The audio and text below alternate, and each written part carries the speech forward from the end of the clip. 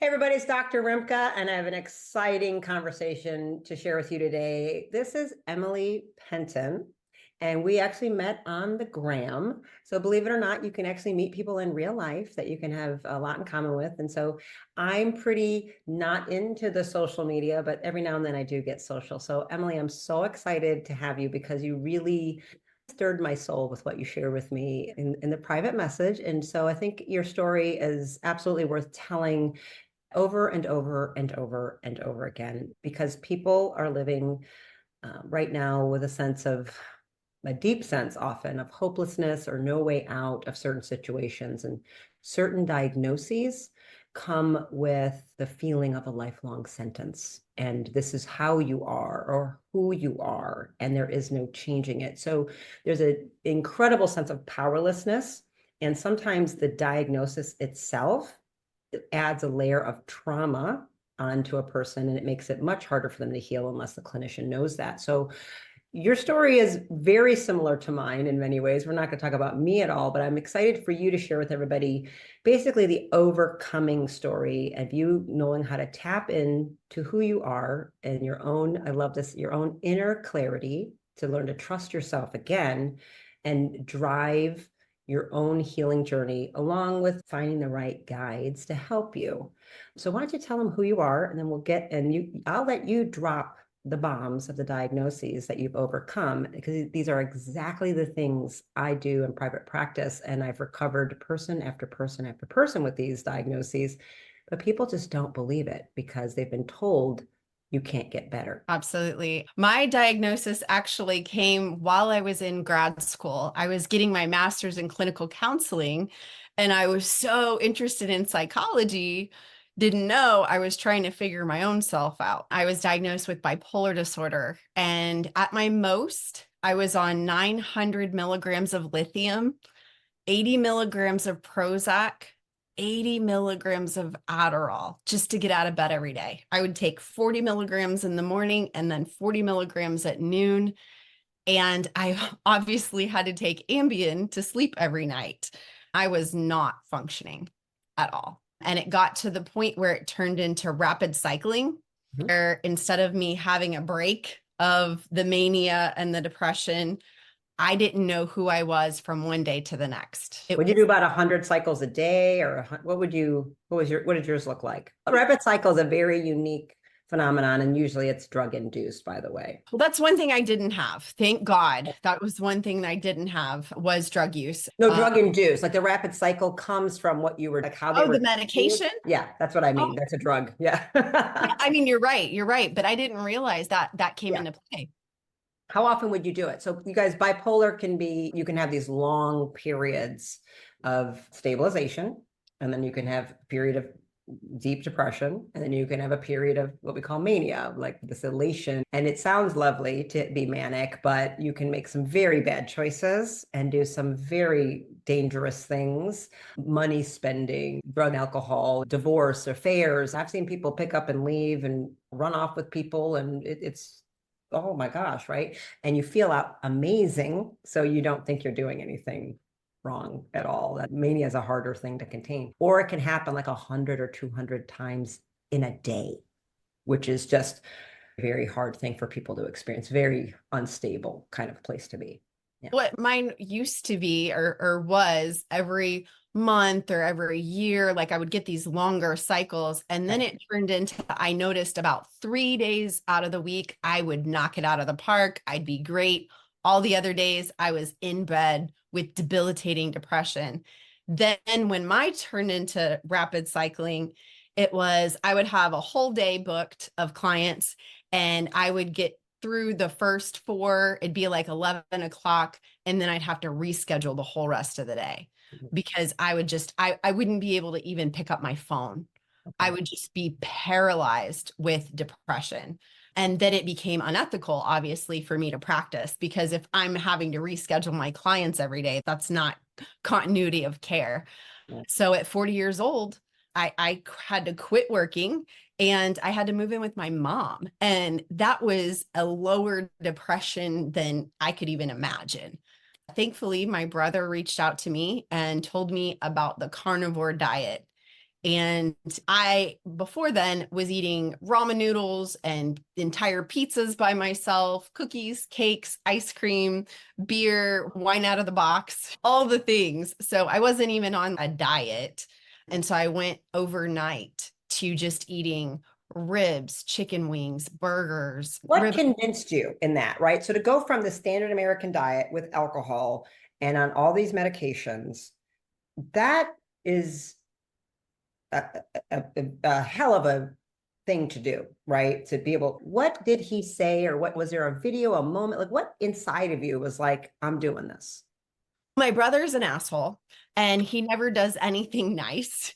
And so for my brother to reach out to me with help and acknowledge my mental illness, he saw me. So it got my attention. And all he did was he sent me an audio book. It's the first chapter by Amber O'Hearn. And she told her story about how 10 years previous to then, she had bipolar disorder and she managed it. So I remember listening to this audiobook and sitting there and not caring about the science because I couldn't read a journal article. I couldn't even really understand what this science behind this is. I had a knowing. I had that inner knowing, that inner clarity that was just like, this is the way. You got to do this. And bipolar disorder was a benefit to me because I was in one of those cycles where I just jumped right in. We don't ask questions. We're just impulsive and we just do. And thankfully, I just did long enough to have results. I started February 24th of 2019. My last bipolar episode was April of 2019. But I didn't play. I didn't have cake on the weekend or anything. I literally ate animal meat and animal fat. I didn't even eat eggs. I didn't even eat dairy. I didn't eat anything like that. I just ate fatty animal meat. And then my psychiatrist, who had me for 8 years, he was like, Emily, there's light in your eyes and you're speaking clearly. And then I went back to work full time in June. Was there any medication titrations in that 8 month, in that time with it, like getting up to there, like what, when you're working with a psychiatrist? Yeah, once I started functioning, that's when he started titrating me off. And we went super slow because I was just so happy to be back working full time and being stable.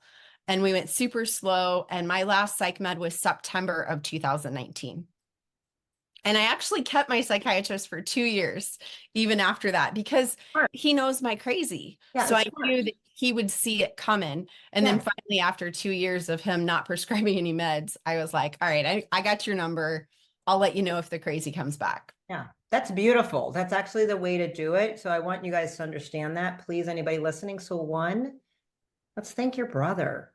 Let's thank somebody who took a risk, because who knows what he was feeling to send that to you, who found something that he thought would resonate. He had to trust his own inner clarity. He had to trust himself, right, to send something to you.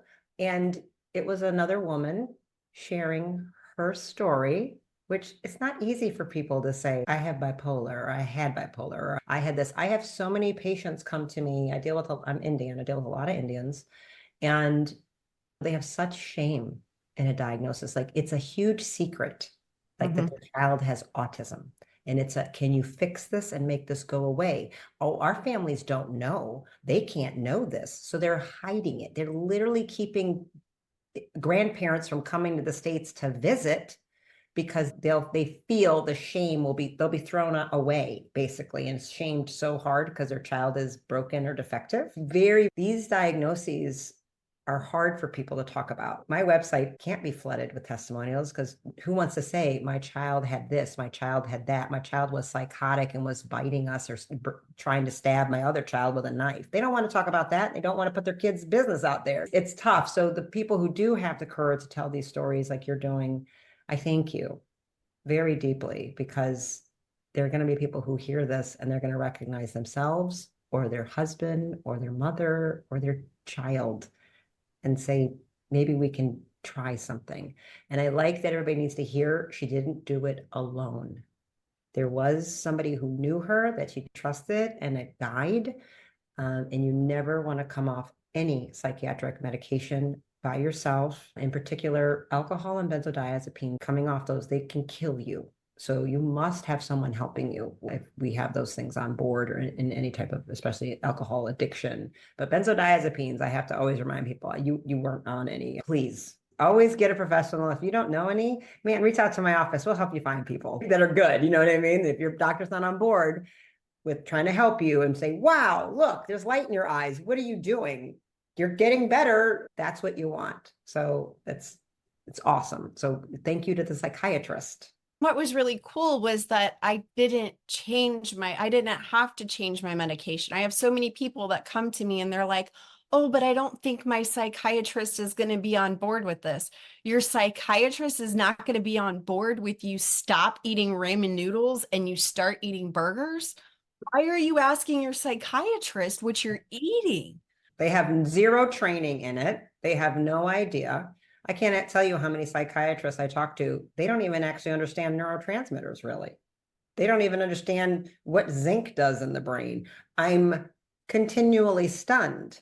I'm like, what exactly do you study? They run no diagnostic tests of the brain.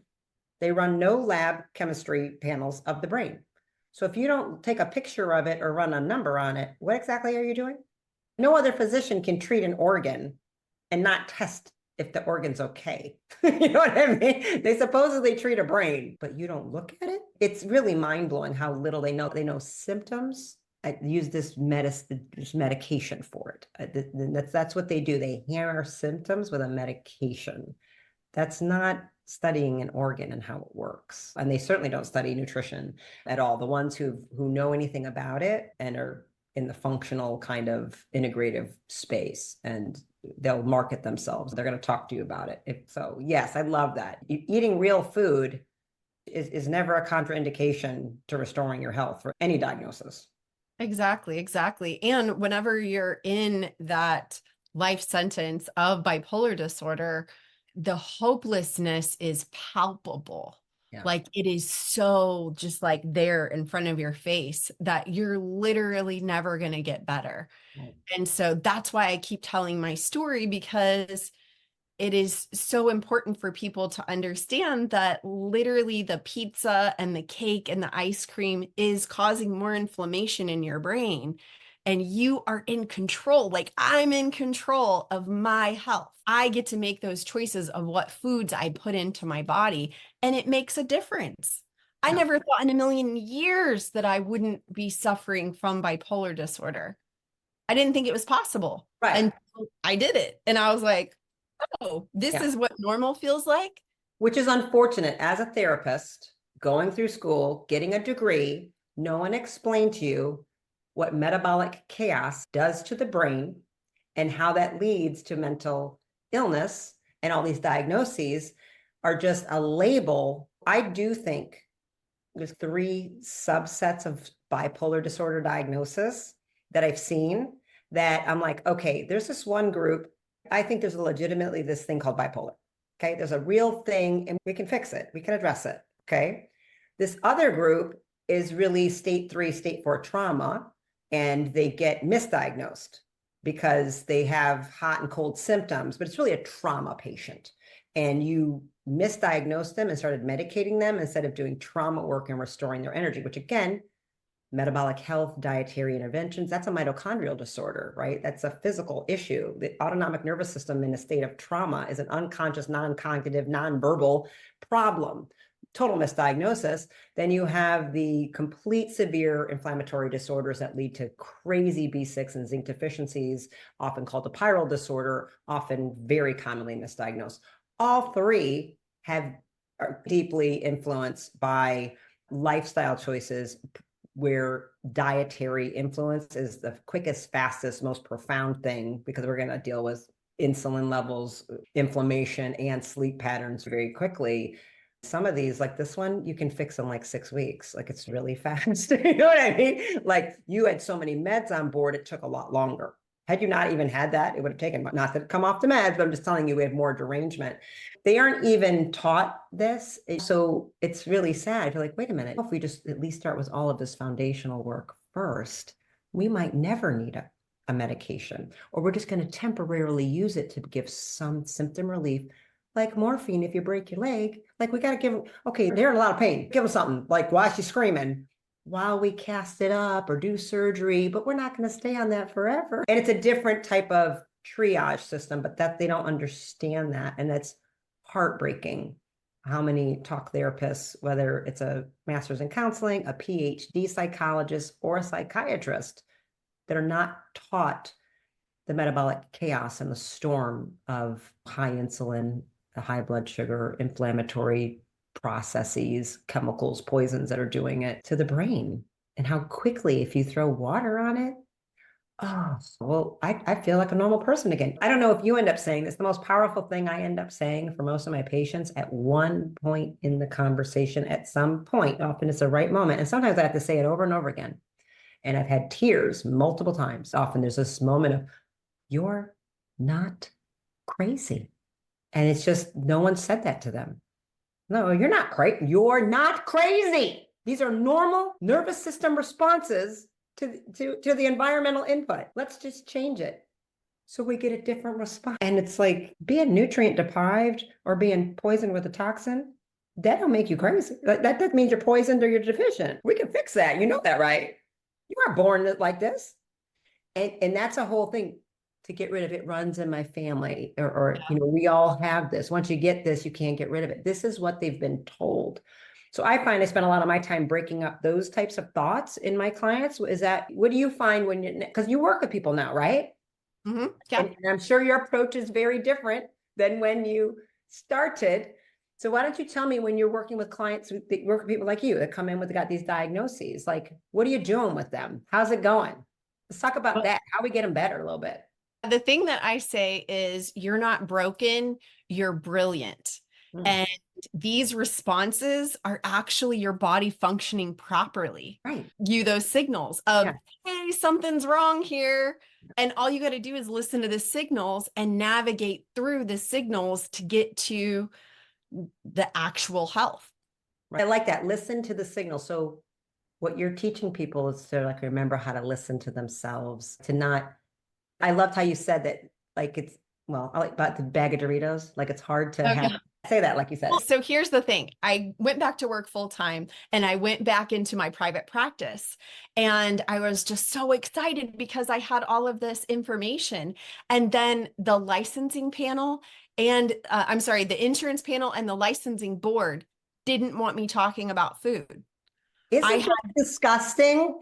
I know, it's disgusting.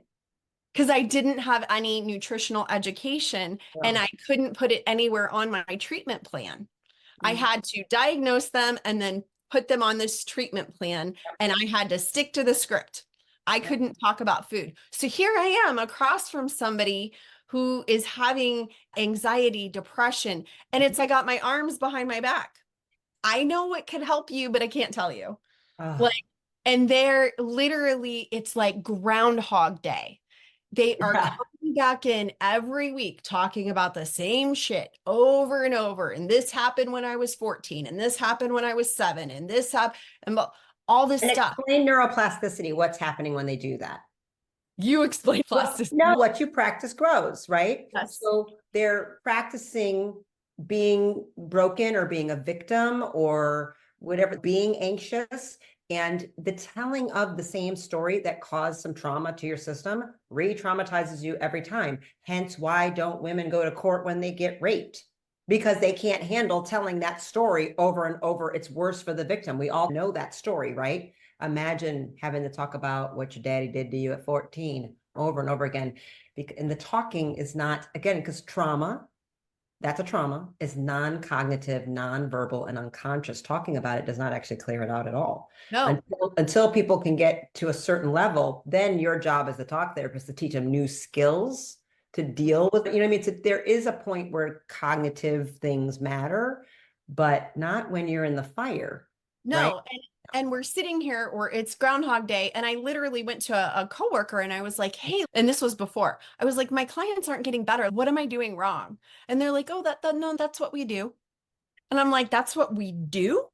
And they're like, yeah, we just hold space for them. And I'm like, no, I want results. I Right. want them to get better. So 10 years later, they're still coming. Yeah, I've dated many a psychologist. I'm like, so you've been seeing that person for 10 years? They just come every week or every 2 weeks and talk about what?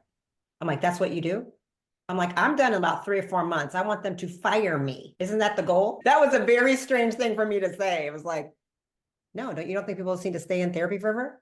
No, that's not No, effective. But their insurance will pay for it forever, won't it?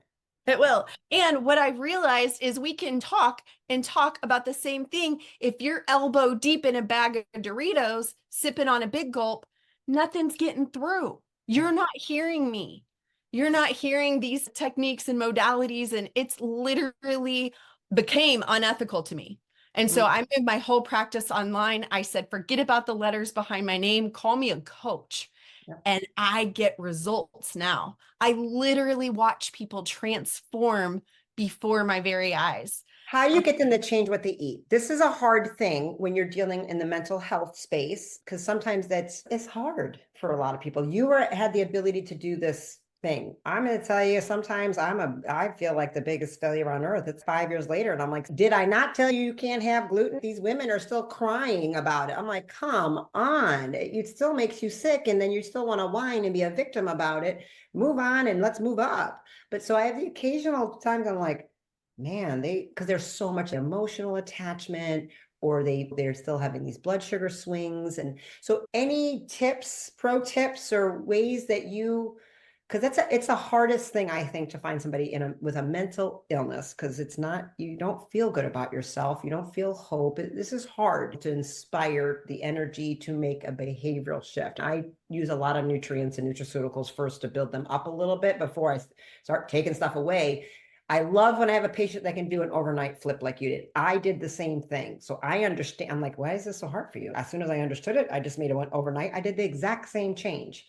And 3 days later, it was like a miracle. So I'm like, well, don't you want to feel this good? I didn't know you could feel this good. But a lot of people aren't there. So any insights you can have for somebody who's listening, there could be other clinicians listening. Yeah, what are you doing? How are you saying it? Or any pro tips for anybody about how to finally make some changes? Yeah, obviously I share my story over and over again. I try and produce as many interviews and everything as I can, but the most results that I have seen are people that I have commit to work with me for 2 months. And what I tell them is that, like, you can do anything for 45 days. So let's not talk about the future. Let's not talk about anything. Let's just talk about 45 days. And we get a super simple plan. Because if we make this difficult, especially for somebody who's severely mentally ill, they're just going to reinforce that they're a failure. Yeah. So we set a game plan so that they can reinforce that they are successful. And so instead of setting the bar like all the way up here, we set the bar here so that they can go, oh, I did this. Oh, I did this. And then we keep raising the bar just a little bit more. But Yeah. we start with removing the Doritos, the ramen noodles, the things that we know are the main culprits. Yeah. And then we gradually get them transitioned in. Most people can't do it cold turkey. But what I have found is I had this one guy, he got into 30 days and he was like, you tricked me. And I was like, what? I was like, what's going on? And he was like, I feel so good. I'm never going back. And you told me at 45 days we could reevaluate. And now I want to eat this way the rest of my life. So once they get to the point where they're feeling good, your job is done. Yeah. You don't have to do anything, because then they actually know what it's like to have mental clarity and Yeah. to actually feel good. So how much do you go right into leveraging Carnivore? Do you go right to there? Do you gauge where somebody is in animal based kind of a thing? How you do it, what you find? Because we all do it a little bit differently, and there's no right or wrong to this, you guys. So we're just letting you know it's a win if we can just get rid of the ultra processed things. But I usually find they're all under eating protein. So that's the first thing I find. I'm looking for blood sugar stabilization, and pretty much keto carnivore, animal based is how I have to do it to get them there to feel satiated and satisfied. Because as soon as you flood them with the good things, like, you suddenly don't want as much. So I make the titration, get the cravings down. It makes it, I don't want you to white knuckle. I tell them, we're not trying to make it be like that. It's going to be, it's okay. And I don't shame anybody for having a piece of chocolate. I'm like, bruh, it's okay. I'm like, it wasn't heroin, so we're gonna be all right. You know what I mean? So but I do leverage a lot of carnivore therapeutically. I do that. I want to know what you do. I work with their central nervous system. And so if their central nervous system is sitting there telling them these messages that I need my vegetables and I need this and I need that, then I just work with it. I don't sit there and go, okay, we're going to eat only burgers and we're going to do this. And we have to like gradually get them into that place.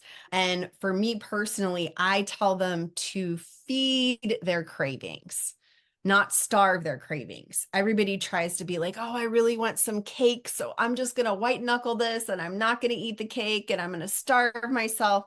No, go eat some bacon, go eat some ribs, go eat some chicken wings. Feed those cravings with fatty animal meat. Yeah. Bacon is usually the trick of it's almost always. I'm like, look, you're going to put a whole bunch of bacon in a sheet and put it and you're going to bake it.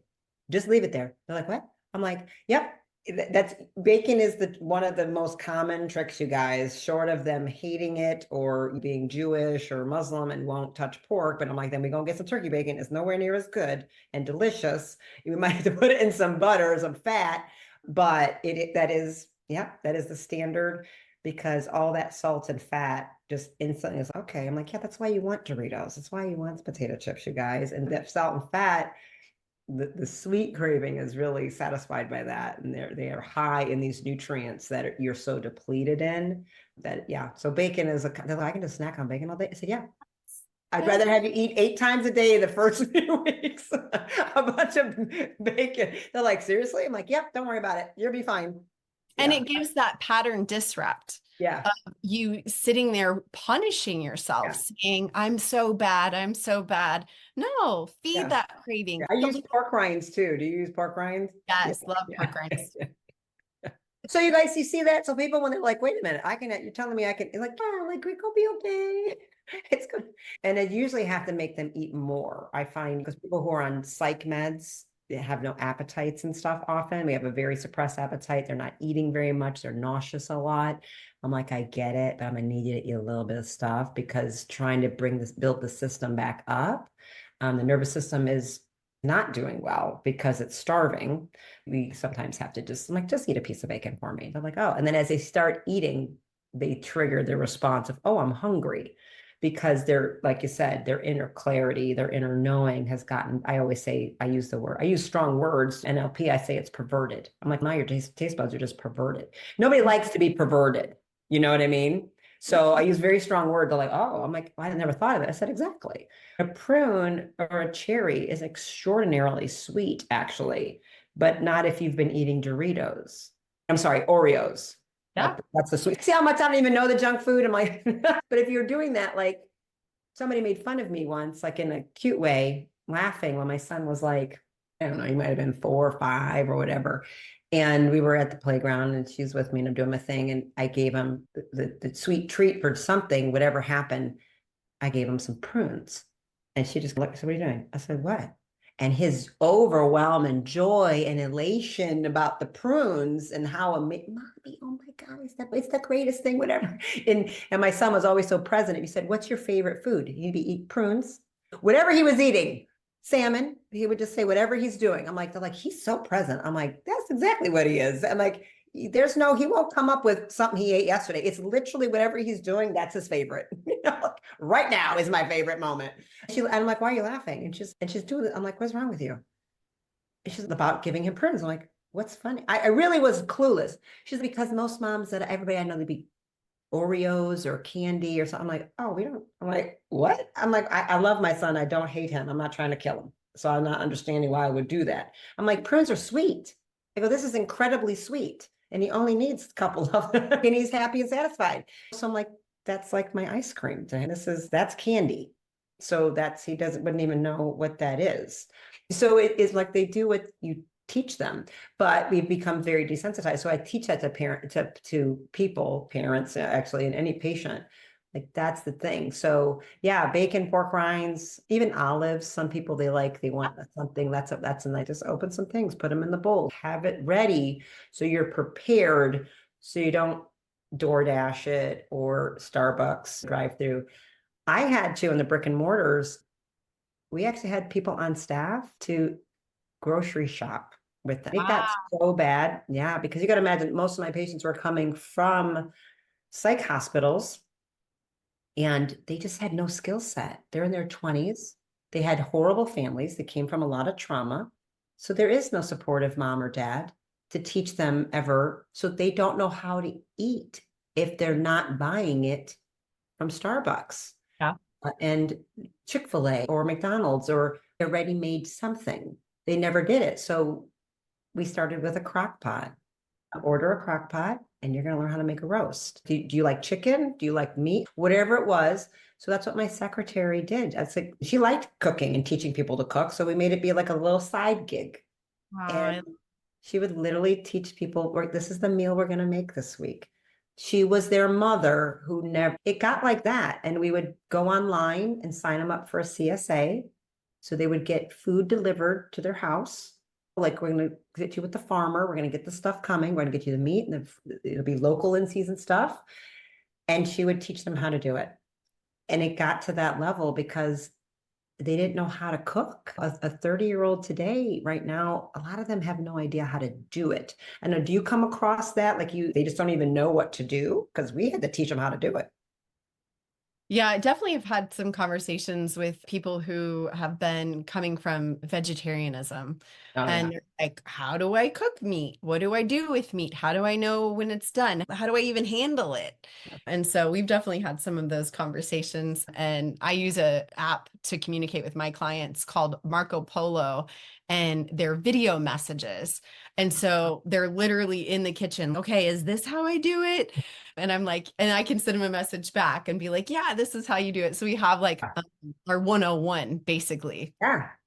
That's fantastic. Yeah, I that's the thing. A lot of people, clinicians, maybe they don't know to ask because I'm 51. I think people know how to cook, but I was a vegetarian for 14 years and I didn't know how to make a roast either because it Mhm. was all in my developmental 20 to whatever, right? When you start to live on your own and you're cooking on your own and you're doing all that stuff. So even though my mom, I grew up eating meat, I missed some things. So I had to call my mom. I said, Sister, I'm like, I'm in the grocery store. What am I supposed to buy? And it all came down to crock pot. Get a crock pot. You're going to put that thing in the morning and dinner is going to be ready. Like, I know how to scramble some eggs and do some whatever. I can always make breakfast and lunch pretty easy. But yeah, the crock pot became the thing. So I had to teach these moms, busy moms, stuff like, no, we're not doing this last minute business. You're tired. Nah, that ends today. And you're going to Mhm. learn about the power of the crock pot. You know what I mean? And you can even make it the night before, have it in the fridge, and it's ready to go. And it can be the same 3 meals over and over again. Your family won't care because it's delicious every Yeah. time. So that became and I know they have instant pot, not whatever, but that same version of a cooker where dinner's always ready with the busy schedules and the driving kids to this game or the doing of that. So I don't want to hear your excuse. There is no drive through the Chick-fil-A. I'm not doing it. We're not getting pizza. This does have to end, especially when I deal with a lot of children Mhm. and they're not in control. And I have to teach these mothers, no, this must end because they deserve it. And if we don't do this now, good luck at 16 Yeah. because this starts very young many times. Yeah, so we had to do a lot of that. And I think a lot of people don't realize there's a lack of skill set now. We've gotten very lazy and no one's cooking. So the children aren't watching you cook. And so they don't know how to cook. So if I can get families to start doing that, like I can give the kid a knife, they can chop the things. They can chop the carrots, they can peel the potatoes, they can do the stuff, get them involved, teach them how to do it. So I think that's a big part for me of the family unit becoming healthy is teaching them how to do this, which if anybody would have told me I would have to do that 20 years ago, getting into practice or whatever, I wouldn't have believed it. But it's a big part that I have to actually teach them, you know. Yeah. And I love whenever a whole family comes together. I had this one client, I believe she was 12 when she started working with me, severe anxiety, just intrusive thoughts, just everything. And her whole family went keto. 2 siblings and her parents all went keto to support her. Yeah. That's And the only way I do it in my office. it's amazing. I tell them we will not isolate and make that child feel weird. I Yeah. will get on board. Dad better get on board. We can have a lockbox of his little snack, what he wants, some bullshit. It's always usually the dads, right? And I'm like, Yeah. it's fine. It'll be hidden with a lock, and you're not eating this in front of the children. We're not, no. That kid is not going to feel awkward. And in fact, the child is the Buddha that's going to elevate all of you. So Yes. that's the master, and y'all better say thank you. And usually the mother's, yeah, this is the time to do it. And everybody gets better. I'm like, let's do this all together. And it's really nice. I usually almost always have the whole family. And then they all just come in for care eventually. But I'm going to be clear. We're not going to medicalize this child. We're not going to make them abnormal. We're not going to do any of that type of stuff. This will not be their fault. Yes. Okay? Yeah. I take a very strong stance on that. Yeah. Awesome. Yeah. And then of course I got the call, I think it was a month in, maybe 2 months. No, it was a month in. And the mom said, I got my daughter back. Thank you. And I was just like, thank you. You did the work. Like you stepped up. You were the one that hired me. Good job, you, because the mom had been going to psychiatrists, put the kid on just tons of meds and everything, and nothing was working. And then that's when she was like, hey, I used to work with you. I don't know if you remember me, but I've been watching your Facebook and can you help me? And I was like, yes, I can. Love it. Yeah. And I want to just side note this, please understand any mom or dad out there that has had to make that decision. It's hard. It's scary. You're doing the best you can. We all are. I hope you hear no shame or blame in this. These are powerful medications that might be needed at some point in time to, like I said, just like a broken leg, we have a crisis situation. Sometimes things are necessary, but then you find somebody like Emily, right, to get help, and let's go root cause. Something's wrong. Your children are, no child and no adult is born to live anxious, depressed, miserable, bipolar, anything else like that. Do you want to talk about the other diagnosis, or you just want to stick with the mental health stuff? Yeah, no, I would love to talk about it. I actually just spent some time with Dr. Sally Norton, or not, I don't know if she's a doctor, but Sally K. Norton. Yeah. I feel like I think she doesn't have a PhD. I think it's like a master's or something. But Sally K. Norton is amazing. Whatever, it doesn't matter. She's amazing. She's amazing. I didn't realize until I heard her that what happened soon after I started eating carnivore more than likely was oxalate dumping. So I started eating this way February 24th of 2019. I was hospitalized March 12th, 2019, and I couldn't walk. I couldn't talk. I had acute dysphagia where my throat just closed up. I couldn't even swallow water. They did an MRI and a lumbar puncture, and they diagnosed me with multiple sclerosis. And I can look back 10 years, I've had symptoms all along the way. And so it wasn't that carnivore gave me MS. Carnivore pulled back the curtain and showed what was going on. Yeah. You can't develop MS that fast. But what was really cool was that inner knowing, because a logical person would be like, I started this all meat diet and now I can't walk. But I had this knowing that, okay, if inflammation is the problem, then me eating animal meat and animal fat is going to help. Because if you look at it, the MS is the deteriorated myelin sheath on the nerves. And that myelin sheath is made out of fat. So it's logical. It makes sense for me to keep eating more fat. And my last MS symptom was May 9th of 2019. I've had multiple MRIs. My last MRI showed no MS activity. I can do CrossFit. I'm not supposed to get over bipolar disorder. I'm not supposed to get over MS, but I did. So there's something there. Something there is it's called healing. Yeah. You healed. The body heals. So I want to be clear to anybody hearing this, because you probably took some supplements or took some things, or you didn't do anything. I No, that's took not, you didn't enzymes. take say anything. I'm saying a digestive enzyme, nothing. I took digestive enzymes for the first 6 months. Okay. And you didn't take anything to bind up the oxalates? I did not. That's interesting. So, I probably should have. so that's really good. So I'm going to say with the caveat, like some people need some more intervention than that. Okay. Because there might be some other things going on, but ultimately, no supplements, no, not even a diet. That's not what healed her. Her body heals itself.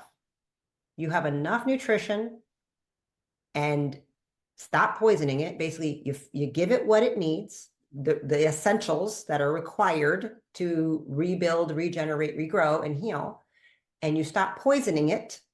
Because even if you eat what's good, but you add poisons all the time, if the toxin level it's harder. Jesus, I'm trying to clean the pool and you keep pooing in it. I don't understand what to do anymore. Like, this is getting real hard, right? So you have to stop shitting in the pool and put clean water in the pool. Okay. And look, we need to clean the pool, change the water. So that's basically what you did.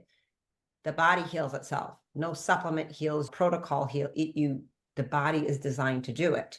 And I think the greatest evidence of this is, which I can't stand when people say, how do you know it's not just placebo?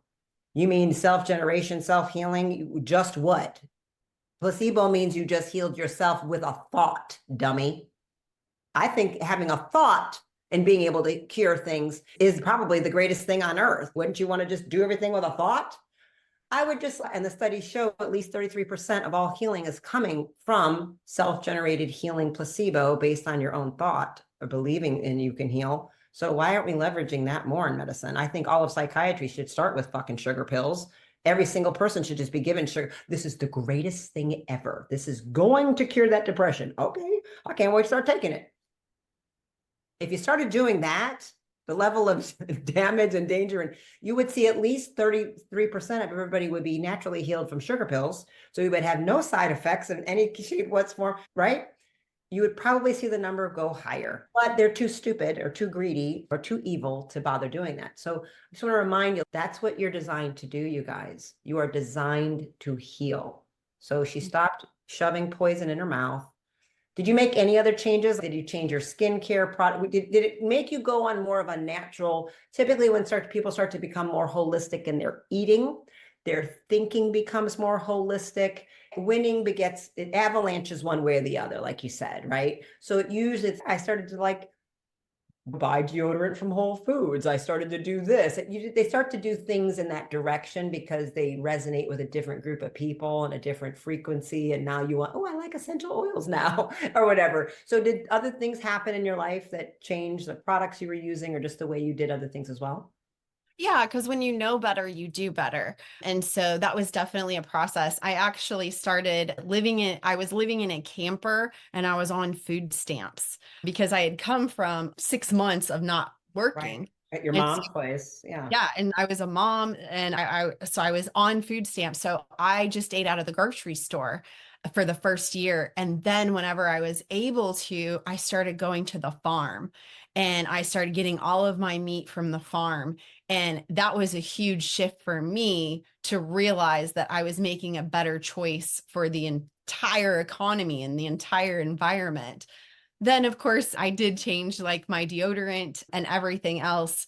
But what was most significant for my journey was in March of 2020, when the whole rest of the world was falling apart, I had a family tragedy happen. And it literally took the air out of my lungs. Like I couldn't breathe. I had so much like just trauma. And thankfully, I had carnivore because if I hadn't already been stable, I probably would have been back in the psych ward. But I reached out to a friend and I was like, what do I do? I'm already eating fatty meat. What do I do? And she goes, get your feet on the ground and your eyes in the morning sun. And I was like, no, I have this thing that happened, but what do I do? And she said, get your feet on the ground and your eyes in the morning sun. And I was fine. I was mad. I was like, you're not listening to me. That's the dumbest thing I ever heard. What kind of advice is this? And I did it. And I did it. I started April 4th of 2020. You're And obsessed with every these morning, dates. Your mind is just wild. because everybody asks me these freaking I questions. have no idea how old I was when I gave birth. I'm like, how do you know this stuff? It's fascinating. Yeah. People just keep asking me. I'm like, I don't know. It was that day. Anyway, so I started, and that was profound. That totally changed my life and got me into a completely different mindset. That's my number one tip for mental health. People say, what's the first thing you can do? That's it. That's the very first thing I say. Even if you can't wake up that early, set your alarm, wake up, do it for 10 minutes and go back to bed. Yep. Go back to bed. And eventually you're going to be addicted. It's my favorite part of the day. Don't call me, don't text me, don't talk to me. It's my sun time. It's my earth time. It's my everything. You're charging your battery. Yeah. So what you're basically doing, I just did a talk in Dallas to a bunch of doctors, and I basically said, and one of my slides is going through, I'm like, ultimately at the end of the day, and I showed the Maasai and kids doing yoga, and I showed a group in Siberia. I don't care where you are, what color you're doing. Notice they're all doing one of the same, they're all doing the same thing. I think it might be as simple as you're supposed to be grabbing energy from the sun, discharging static into the earth, grabbing some nitrogen for some protein throughout the day. And the rest of this shit, we are really overcomplicating way too much. Basically, that cycle of energy, it's free. We grab it from above and below, and we're able to cycle out what's unnecessary, discharging anything that's not helping us. And the earth just does it. The ground does it for us. The trees do it for us. The sun. So that is one that in the bowels of depression for people, it is a hard ask because they're really tired. They're depleted. The battery is like at 35% in the morning, right? I'm like, yeah, I know. I'm asking you to do something that seems really stupid, but slow. Whoa, that was different. So it starts to really recharge the battery very quickly for me to get them out of some of their clothes and exposing skin to the sun. It's a real disrupt. Like they're the people who are down, they're protecting themselves. They're trying to find a safe, dark space. Many of them literally are in a basement of a parent's house. Like they've gotten that bad. And I'm like, yeah, I'm gonna need you to go outside and take the black sweatshirt off. Yeah, I see they wear all black on every appointment. It's literally, I'm like, I have to change your frequency in a few ways. I make many of them buy like a yellow t-shirt. Yeah. I'm like, I need to, I know it's ugly. I don't care. This is what you're going to wear. This is going to go outside. I know it's all stupid. It's all dumb. And it's free. And find it because it's free. They don't think it's going to be valuable, right? Because it's the money exchange must mean something. What are you talking about? I'm like, you're paying me all this money to tell you what to do. I'm telling you, just do this. I'm telling you to do it. And they're like, okay. And if they start to do it, it is so profound what happens. So listen, you have amazing people in your life who come along, voices of God. Here's the thing, do this. You're like, wow. So bravo for you for collecting these people who can tell you what to do. I love this friend. Yes. And honestly, like my favorite thing that I got whenever I was standing there, the message I kept getting from the sun, from God, from source, whatever, whoever the heck is talking to me, was that I am completely safe and that I am completely taken care of, and that I don't have to be here with like my shield and my armor and I've got to fight the fear and fight the bad things. No, I can transmute it. I can literally transmute everything that's coming at me, everything that I'm feeling and seeing, and I can use it all for good. And I don't have to wait on someone else to come and nurture me. I get to nurture myself. I get to make that choice to go put my feet on the ground and connect with Mother Earth and connect with the sun and be safe. And that was the best message to my central nervous system in that moment, to know that everything's okay, baby. Everything's okay. You're just fine. You're actually doing great. And it just keeps getting better. I'm not who I was a year ago. I'm not who I was 6 months ago. Yeah. It just keeps getting better. I love it. On that note, tell everybody where to find you, how to get a hold of you, and if they're struggling with what. If this, I'm your gal. Like, obviously you can tell them what to do and who you can help. And I don't know if you do take kids, you say you do take a 12-year-old, whatever, let them know that. And we'll make sure we have all of the information down below in the description. I guess do you work with people all over the world? You do stay with the States? Yeah. Yeah, me too. Okay, cool. Because this is No, virtual, I you have. guys. You do everything on Zoom, and she uses the app for communication. Perfect. And I like that you run a commitment. I do the same thing. We don't do one-offs. It's like, you're going to work with me for a certain amount of months. This is how we're going to do it, because I can't do this in 2 visits or 2 minutes. We're going to have to make some changes. And usually it's all just about education and allowing you time to implement one thing. It's okay. We're going to do this. Get that under your belt. Now we do the next thing. Get that under your belt. Now we do the next thing. You can't wake up one day and run a marathon, you guys. Typically, we're gonna slowly train you and get you ready for it. That's how I think about it. So tell them how to find you. Yeah, absolutely. It's just at emilypenton.com, and you'll find all the ways to communicate with me or connect with me there. There are tons of awesome coaches out there who could help you lose 5 pounds or whatever you need. I'm here for the intense work. I do not work with anybody unless they commit to work with me for 2 months, because I realized that for me, it was a broken model for me to just work with people for 30 minutes and then see if they schedule another appointment. I need you to jump in. I need you to commit. And I help the people who are pretty severely either mentally ill or they have severe food addiction and they're emotionally eating. And so we jump into that. And it is, for me personally, so rewarding to literally watch people transform before my very eyes, because I get results. I am so grateful that I get to do this work, but I will always continue to share my story because I know how miserable it is to be in the pit of mental illness. I assume you're like me, cash practice. Yes. Yeah. Everything is self-pay. I don't take any insurance just to talk to me for a one-off visit. It's $111, but I go deep. We go in, and that's just like an interview for you to find out if you're a good fit for me. I'm a good fit for you. And then to work with me for 2 months, it's $6,500. And then I've had multiple clients who wanted a year contract, a year container, and that's $30,000. And it seems, oh my gosh, but I had this one client just last year. She was literally living on her kitchen floor. She would get up, go cook the food, and go back to the floor, go to the bathroom, go back to the floor. She couldn't even pick up her phone because she was so paralyzed by anxiety, depression. And thankfully, her boyfriend sent her a video of me. She started working with me. And this year, she got a 6-figure income in a marketing firm, and she just bought her first house. And she told me, she was like, Emily, this was priceless. Like, you gave me my life back. And so sometimes it takes a really tough person, because they cuss me out.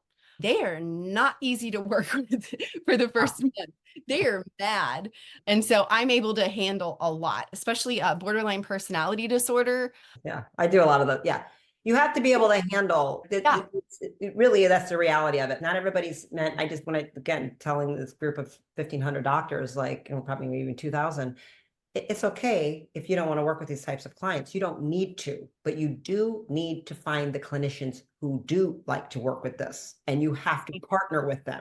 Like, you can be an expert in what you do, but please understand what trauma looks like and what is required, and how to address a calcium shell and how to match their tone, because there's going to be some tough love moments, like, and you got to match it. It's just where we're at. Okay, bro. Like, you got to hit the armor. I'm here, and you're not pushing me back. So I can nurture, and then you nurture. Yes.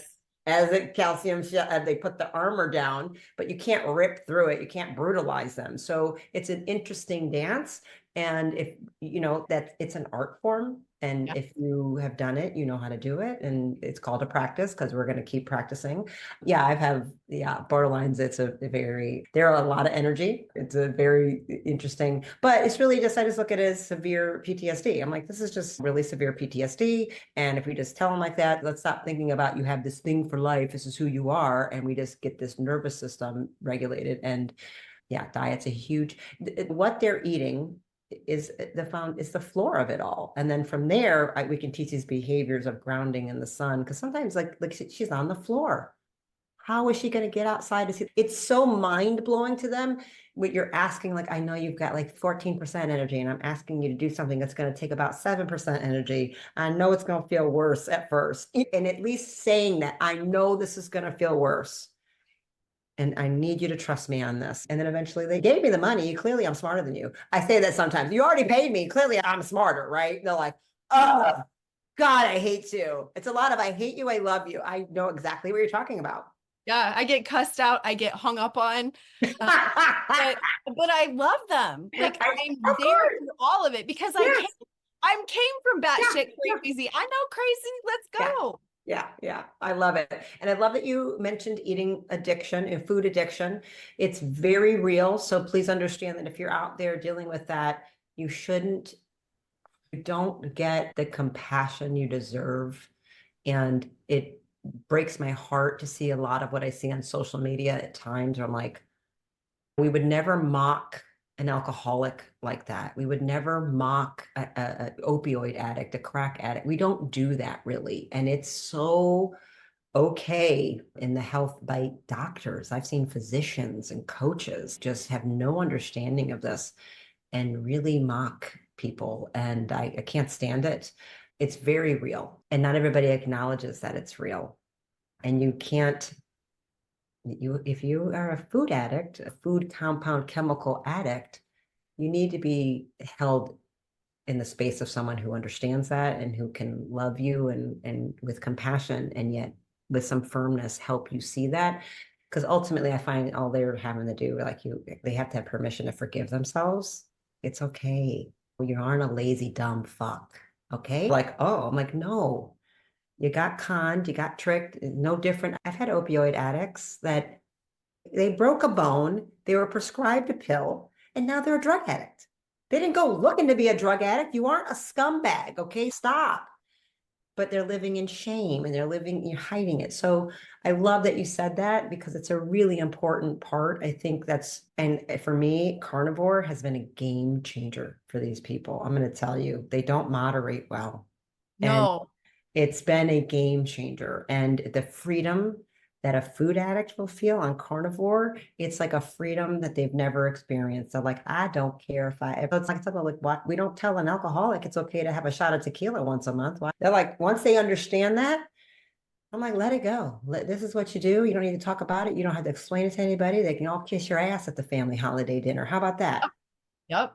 You know what I mean? Like we don't, it just, that's where we're at. So I love that you know that. And I think that's a great, I want anybody out there struggling with that because not everybody understands that. So I love that you mentioned it. And they have that whenever like we have the Marco Polo, they have that if it's 3:00 in the morning and they're standing in front of the fridge, they can send me a video and they know that the next day I'll hear it. And I had a client work with me for 2 weeks and she goes, I feel like you moved in with me. Oh, and I was like, that's what they need. They yeah. need somebody who is literally in the trenches with them Yeah. and they're not alone.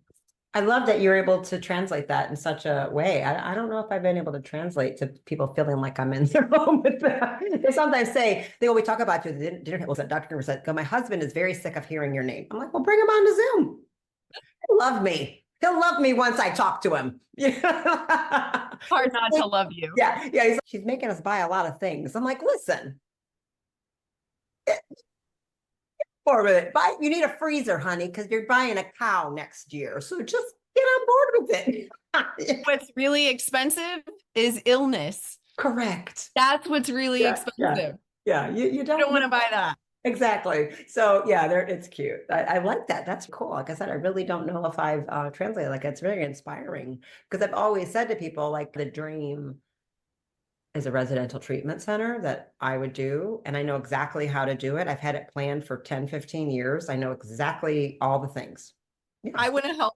I tell people, I firmly believe I can help a person heal from any diagnosis, disorder, disease known in existence if I can control everything in the environment.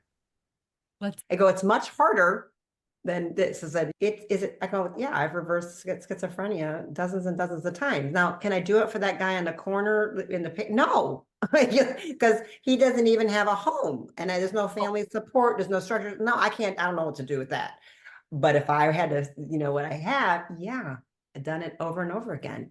Everybody can. It just requires, and I'm working with other clinicians, all experts, and we work together as a holistic team. They do their part, I do my part, we do this part. And then that person is empowered, knows everything, has an integrated self back on board. And they're like, we're done with that identity. Then self-identity is gone. You're not schizophrenic. You're not bipolar. You don't have MS.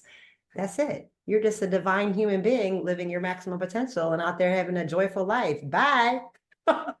Go make shit. You know what I mean? That's what I'm looking for. I love when they fire me. Yes. I think I'm ready to be done, Dr. Rimka. I've done what I do. And thank you so much. Send me a card. Yeah, I'm like, send me a Christmas card. That's all I need. Like, keep me updated because I miss you guys, but I don't need to see you all the time either. No. I love that. Awesome. I'll make sure everything's there. It's emilypenton.com, you guys. Whole families, anything. So remember, we have the talk therapy, mental health background. She doesn't bother with that license anymore, but the expertise is still there, bringing in diet and nutrition and coming up with, sounds like, some really nice, reasonable ways to work with people and where they're at to help bridge, getting them to be able to take care of themselves and empowering them with some skill set to be on their way. So I love it. Thank you for sharing your story with us, you guys. Please, you are designed to heal yourself. There is no magical anything out there doing it. And the most important thing is basically the machinery between your two ears called your brain and those thoughts. Some of those thoughts have been put there and they're stuck in your unconscious from other people and other things. And it can get real jumbled if you're throwing in food dyes, artificial flavorings, poisons on top of it for you to be able to hear who is really in charge, who is the divine being that's actually running the show. So I love that you gave the example outside of how you're able to really connect to those different messages because you are connecting to source self, and source self is light and it's all goodness. But it is hard to hear that through Coca-Cola. That's brown and ugly. You know what I'm saying? There's not a whole light getting through a bottle of Coca-Cola. Thank you so much for sharing your story. And you guys, please check everything out in the description and get a hold of her. Take charge of your life.